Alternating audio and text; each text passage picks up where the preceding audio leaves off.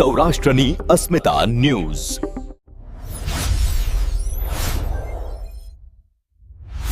નરકાગાર જેતપુર. પાલિકાની ઘોર બેદરકારીના પાપે રસ્તા ઉપર રેલાયા મળમૂત્ર.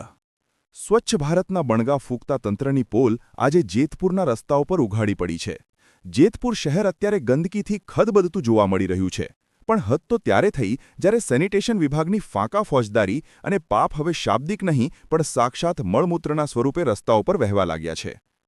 નવાગઢ વિસ્તારમાં નગરપાલિકા શોપિંગ સેન્ટરની બિલકુલ બાજુમાં આવેલ પે એન્ડ યુઝ શૌચાલય અત્યારે રોગચાળાનું જીવતું જાગતું કેન્દ્ર બન્યું છે. ગટરની લાઈનો જામ થઈ જવાથી શૌચાલયનું અત્યંત ગંદુ પાણી અને માનવ મળમૂત્ર સીધું જાહેર રસ્તા પર વહી રહ્યું છે. જે નાગરિકોને શૌચાલયનો ઉપયોગ કરવો છે તેમણે આ ગંદકી ખૂંદીને અંદર જવું પડે તેવી ભયાનક સ્થિતિ છે.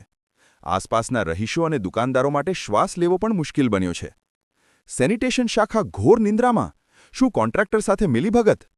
સૌથી મોટો સવાલ એ ઊભો થાય છે કે નગરપાલિકાનું સેનિટેશન વિભાગ કરે છે શું?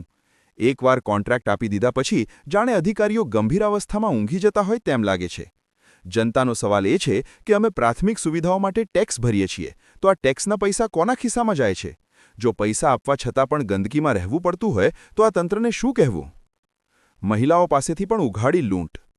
નિયમ મુજબ જાહેર શૌચાલયોમાં મહિલાઓ પાસેથી ચાર્જ લેવાનો હોતો નથી, પરંતુ અહીં તો જાણે કાયદાનું કોઈ અસ્તિત્વ જ ન હોય તે મહિલાઓ પાસેથી પણ પૈસા ઉઘરાવવામાં આવી રહ્યા છે.